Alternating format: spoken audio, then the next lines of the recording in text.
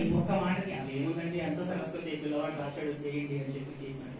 అట్లా ఒక కుర్రవాడు ఇలా రావడం, ఒక పెద్ద వ్యక్తి ఇలా రావడం, ఇవన్నీ కూడా నేను చెప్తున్నాను. అందుకే దాని ఉదాహరణగా అవధాని గారు గంగు నాగరాజు గురించి కానీ, పిల్లవాడి గురించి కానీ, పెద్ద ఆయన గురించి కానీ, వీళ్ళందరూ ఇట్లాంటి లోకం. అందుకే ఒక ఆయన రాశాడు, ఇంకా మంచి వాళ్ళు ఉన్నారు, ఒక కథ రాశాడు ఒక ఆయన, ఒక మహానుభావుడు. అట్లా ఆ పుస్తకాన్ని, ఈ పుస్తకాన్ని రామచంద్ర రెడ్డి గారు అట్లాగే జీవీఆర్ రాజు గారు వారి చేతుల మీద ఆవిష్కరించవలసిందిగా ప్రార్థిస్తున్నాం.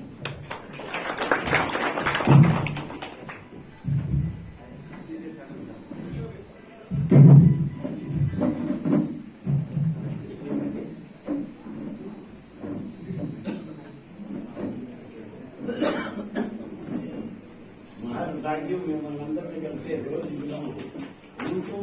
జరిగింది. కేవలం అనిల్ కుమార్ ఎవరో నాకు తెలియదు. మా టీంలో 15 రోజులుగా పరిచయం భూములలో అతన్ని నాకు పండితులన్నా పద్యం అన్నా ప్రాణం.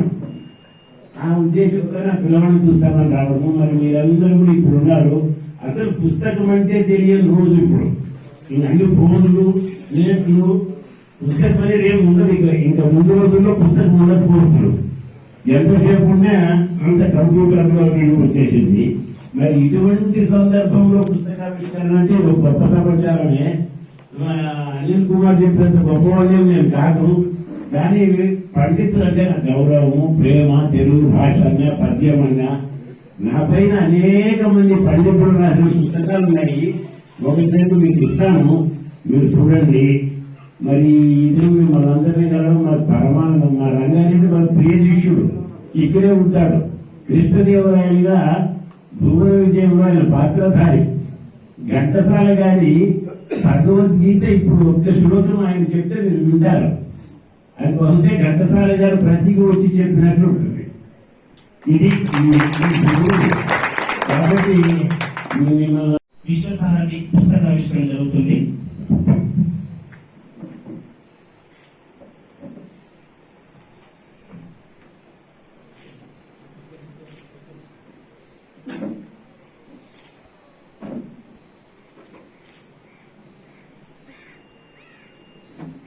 విశ్వసారథి పుస్తకావిష్కరణ జరుగుతుంది.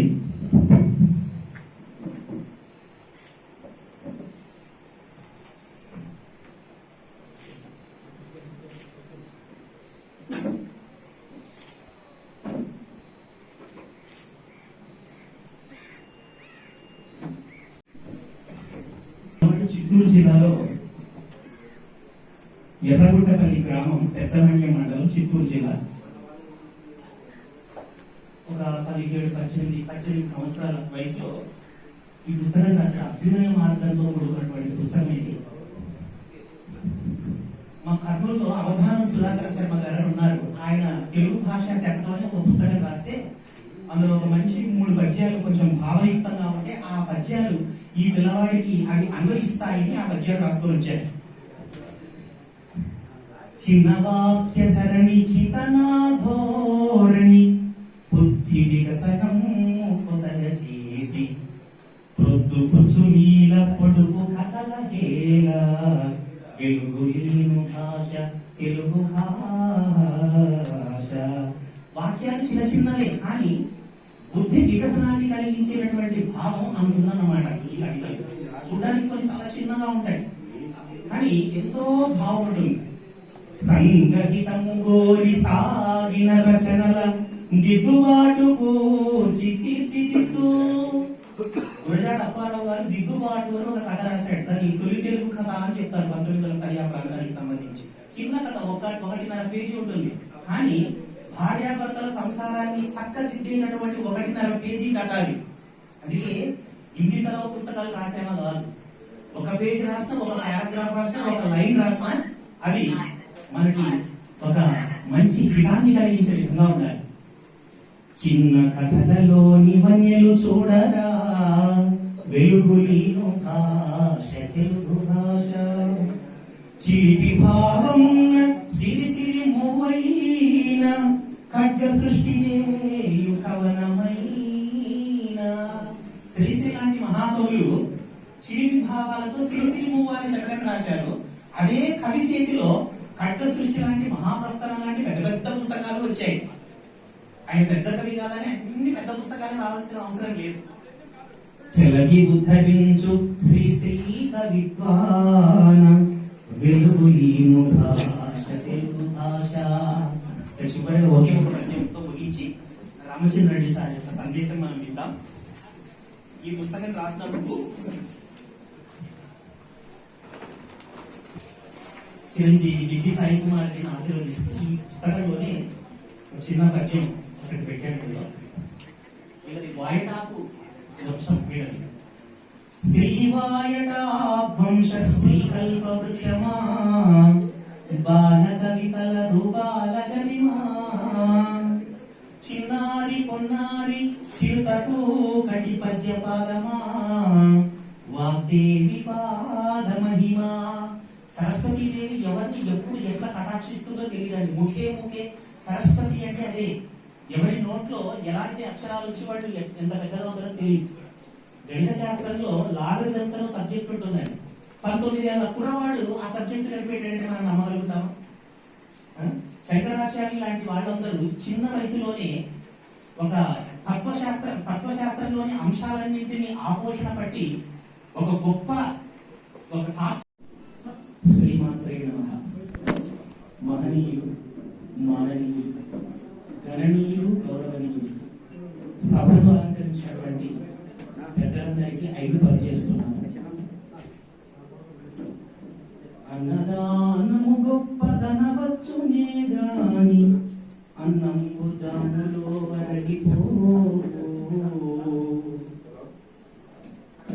అన్నదానము గొప్పదనవచ్చునే గాని అన్నంబు జాములో అరగిపోవు. వస్త్రదానము కూడా భవ్యదానమే గాని వస్త్రము ఏడాదిలో పాతదగును. గృహదానమొకటి ఉత్కృష్ట దానమే గాని కొన్నేళ్లలో కూలిపోవు. భూమి దానము మహాపుణ్యదానమే గాని భూమి అంజుల చేరి పోవచ్చు. అరిగిపోగా ఇంచుక ఏమి చెరిగిపోగా కూలిపోవగా అన్యుల పాలుగాక నిత్యమయి వినిర్మలమయి నిశ్చలమయి ఒప్పుచుండు విద్యాదానమొకటి జగతి. విద్యాదానమొకటి జగతి. మహానుభావుడు ఈ పద్యాన్ని రాసినటువంటి కవి పుంగవుడు శ్రీమాన్ చిరకవర్తి లక్ష్మీనరసింహరావు. ఒక పుట్టు గురుడి ఆయన, ఒక గణిత శాస్త్ర ఉపాధ్యాయుడు ఆయన. జీవితంలో తాను అనుభవించినటువంటి ఆ అనుభవాన్ని ఒక చక్కటి పద్య రూపంలో అందించాడు. ఈరోజు మనం ఇంతమంది ఇక్కడ గుమిగూడి ఒక మంచి కార్యక్రమాన్ని మనం జరుపుతున్నామంటే, ఇంతమంది దీనికి హాజరయ్యారంటే దానికి కారణం ఇక్కడ భోజనాలు పెడతారనో, ఇది దేవాలయమనో, లేకపోతే భక్తి ఏమో కాదు. కుల మత భేద ప్రాంతాలు లేకుండా కలిసినటువంటి ఒక గొప్ప సత్సంగం ఇది. ఒక గొప్ప ధార్మిక కార్యక్రమం ఇది. ధార్మిక కార్యక్రమం అంటే దేవుడికి సంబంధించిందని అర్థం కాదు. ధర్మబద్ధమైనటువంటి ప్రతి కార్యక్రమము ధార్మికమే. ఇది మనం తెలుసుకోవాల్సింది. అన్నదానం చేస్తే ఉదయం తింటే ఏ మధ్యాహ్నానికో ఏ రాత్రికో అయిపోతుంది. అది అందరికీ అనుభవంతో కూడుకున్న విషయం. అది వస్త్రదానం చేస్తే దానికి రంగు వెలిసిపోవడమో, కొన్నాళ్ళకి ఎలకలు కొట్టడమో, లేకపోతే చిరిగిపోవడమో ఏదో జరుగుతుంది. అదే ఇంటిని దానం చేస్తే అది కూడా ఏ కొంపైనా అది ఎన్నేళ్ళు, కొన్ని 100 ఏళ్ళు ఉంటాయి, 200 ఏళ్ళు ఉంటాయి, కొన్ని 500 ఏళ్ళు, ఏదో మొత్తానికి దానికి ఒక సమయం అనేది ఉంటుంది. కాబట్టి గృహం కూడా అట్లాంటిది.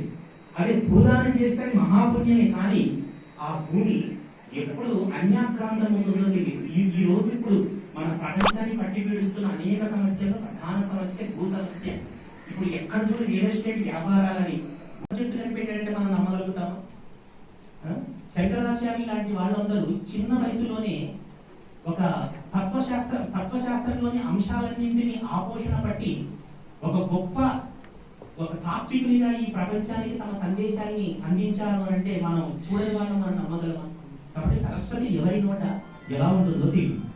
వేమన్న నుడివిన వేమన శతకపు పిన్న చేతిన వెలుగు పెద్దదివే. వేమన గారు అంటారు, పిన్న చేతిన వెలుగు పెద్దదివే.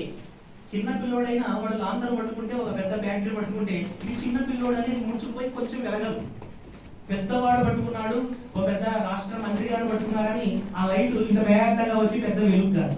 వాడు చిన్నోడు పట్టుకున్నా వాడి చేతుల్లో ఉన్నటువంటి వెలుగు వెలుగే. కాబట్టి వాడు చిన్నవాడు తక్కువ అంచనా వెయ్యకు. తెలుగు ఒక అబ్బ సొత్తు కాదు సిద్ధరామ లింగప్ప అని సామెత ఉంది తెలుగులో. తెలుగు ఒక అబ్బ సొత్తు కాదు, దానికి ఎవరైనా ఏమైనా చేయవచ్చు. ఈ సందర్భంలో చెప్పకూడదు కానీ ఒక మాట చెప్తున్నా, ఏమనుకోకండి. నేను చౌరస్తాలో కర్నూలు ఒక కారుకి హైదరాబాద్కి వెళ్తున్నా. నా పక్కన ఒక ఆయన కూర్చున్నారు. ఆయన అంటే ఆయన క్యాస్ట్ ఏం చెప్పకూడదు, తప్పు కాబట్టి చెప్పట్లేదు. ఒక అగ్రవర్ణ అనుకోండి.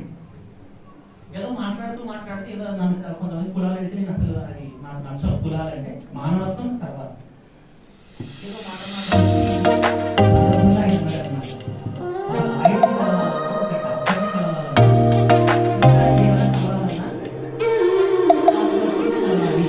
ఎస్సీలను కలవకూడదు, ఒక మాలని కలవకూడదు, ఒక మాది డాక్టర్ని కలవకూడదు, ఇలా చెప్పాడు అనమాట. ఎందుకు సార్ అంటే వాళ్ళకి ఏమి రాదండి, వీళ్ళకే వస్తుంది అన్నట్టుగా ఆ భావంతో మాట్లాడాడు అనమాట. మీరు కావాలంటే చూడండి, ఎస్సీలు కూడా వాళ్ళు కూడా వాళ్ళ కులంలో డాక్టర్ దగ్గరికి పోరు, వాళ్ళ కులంలోని లాయర్ దగ్గరికి వెళ్ళరు. ఎందుకు అని అంటే వాళ్ళకి తెలుసు వాళ్ళకి ఏమి రాలేదు. ఇలా మాట్లాడడం మొదలు పెట్టాడు. తర్వాత నేను సరే ఆయనకి ఒక చరిత్ర చెప్పి అన్ని కులాలలో కూడా గణనీయమైనటువంటి వాళ్ళు ఎట్లెట్లో ఉన్నారో చెప్పాల్సి వచ్చింది. జాషువా లాంటి మహాకవులు ఇలాంటి వాళ్ళకి ఎందరో చెప్పుకుంటూ పోతే అలవార్లలో. కాబట్టి మనం ఈ కాలం ఇంకా ఎదుగుతున్నప్పుడు ఇక్కడ కులమత భేదాలు లేకుండా ఎలా ఉండగలిగామో అట్లా అన్ని సందర్భాల్లో ఉండగలిగితే బాగుంటుందని చెప్పి ఈ సందర్భంలో వినవిస్తాం. వేమన్న నుడివిన వేమన శతకపు పిన్న చేతిన వెలుగు పెద్ద దివ్వే. చిన్న పిల్లవాడైనా ఆ దివ్వే పెద్దగా వెలుగుతోంది. లలితానికి ఏం పేరు పెట్టాడు? విశ్వం అంటే ఇక్కడ ఈ ప్రపంచం, అందులో నివసిస్తున్నటువంటి మనుషులు. దేశం అంటే మట్టి కావాలి మనుషులు అన్నట్టు ఇక్కడ విశ్వం అంటే మనుషులు. వీళ్ళందరికీ ఇందులో ఉన్నటువంటి 36 కవితలు, ఒక్కొక్క కవిత ఒక్కొక్క గుర్రం లాంటిది అనమాట. మనం నడిపించేవి ఒక అభ్యుదయ పథంలో ఈ అబ్బాయి రాశాడు. కాబట్టి ఇలాంటి పుస్తకాలు కూడా మీరు ఆదరించాలి. తర్వాత ఎవరి దగ్గర పుస్తకం తీసుకుంటే చదివిన తర్వాత మంచి కానీ చెడు కానీ ఒక లెటర్, ఒక ఫోన్లో మెసేజ్ పెట్టండి, బాబు ఈ పుస్తకం బాగా రాశావు, ఈ పాయింట్స్ బాగున్నాయి, ఇందులో ఈ అక్షరం ఇక్కడ ఈ వాక్యం బాగలేదు, దీని ఇంకా కొంచెం పెద్ద చేసి రాసింటే బాగుండేది, కొంచెం తగ్గించుంటే బాగుండేది, ఏమైనా సలహాలు సూచనలు పంపిస్తే వాడు ద్వితీయ ముద్రణలో వాటిని సవరించుకునేటువంటి అవకాశం ఉంటుంది. ఏ రచయితకైనా తప్పే లేదని అలా చేయాలని కోరుకుంటూ ఇప్పుడు